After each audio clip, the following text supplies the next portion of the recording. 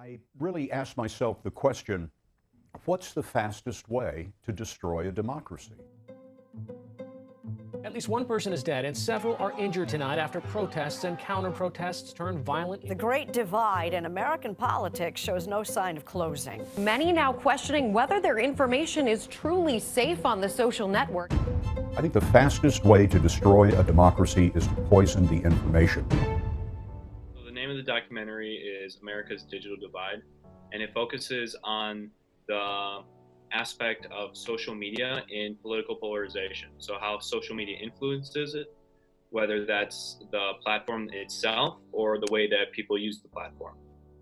I wanted to really focus on a unique subject. There's a lot of issues facing America today. Obviously with coronavirus, that's one big issue, but that's only cropped up recently within the past few months. There's climate change, healthcare, gun control are among some of the other issues that America is facing. I think if you only see ads that expose you to things that you already like, you never see a contrary viewpoint, it could be really problematic. It could give you a biased understanding of issues, but it also could just totally shut off another viewpoint. One of the things that stood out for me was not only how Trevor established the background to set up his story and how he wove those different perspectives in, but in the end, he shared what he learned. And he valued the idea of people listening to each other.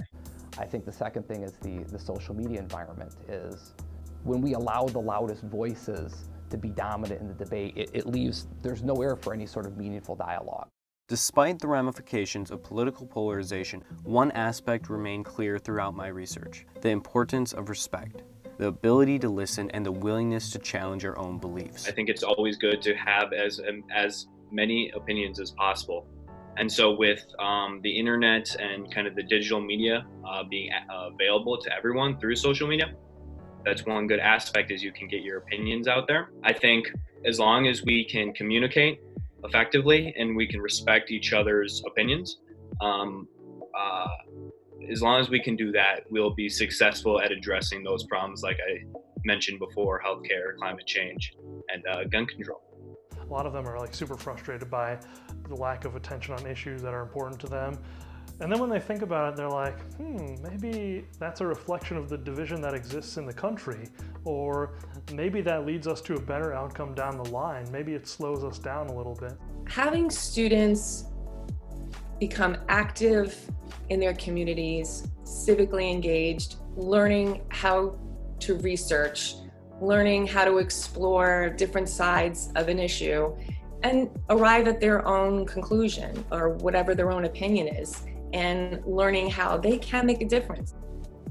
And I think as long as you enter that public square of opinion, you have every right to be argued against, and you have every right to defend your own opinion.